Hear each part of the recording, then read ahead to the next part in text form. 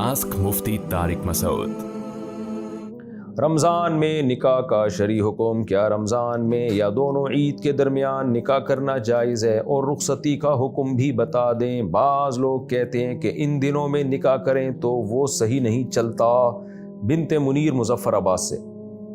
यकम मुहर्रम से लेके 30 ज़िलहिज्जा तक जब चाहें निकाह करें, जब चाहें रुखसती करें। ना कोई दिन मनहूस है, ना कोई तारीख़ मनहूस, ना कोई वक्त मनहूस है। शादी के कामयाब होने का इससे ताल्लुक़ नहीं है कि दो ईदों के दरमियान कर रहे हैं, या ईद गुजरने के बाद कर रहे हैं, या ईद के दिन कर रहे हैं, या रमज़ान में कर रहे हैं। शादी के कामयाब होने का ताल्लुक़ इससे है कि मियाँ बीवी एक दूसरे के हुकूक़ कितने अदा कर रहे हैं। हुकूक़ अदा करेंगे दोनों मिलजुल के तो कामयाब होगी शादी, चाहे वो मुहर्रम में हुई हो।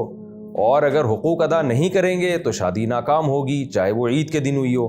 तो इसलिए इसको फोकस ना करें कि किस दिन शादी कर रहे हैं, फोकस इसको करें कि शादी के बाद शरीयत के मुताबिक एक दूसरे के हुकूक़ अदा कर रहे हैं कि नहीं कर रहे हैं। बाकी इस्लाम में कोई भी टाइम है, जब भी निकाह में ताख़ीर करना ठीक नहीं है। सहाबा कराम को जैसे ही कोई रिश्ता मुयस्सर आता था तो कभी किसी दिन की वजह से डिले नहीं किया उन्होंने कि जी फ़लाँ दिन में हम करेंगे, वो दिन में ज़्यादा सवाब है। ऐसा नहीं है। जहाँ ऐसा भी हुआ कि गए पैगाम लेकर और वहीं निकाह करके बाहर आए, तो घर से बाहर निकले निकाह करके। तो इसलिए निकाह को प्रोमोट करें और उसमें दिन महीनों का इंतज़ार न करें।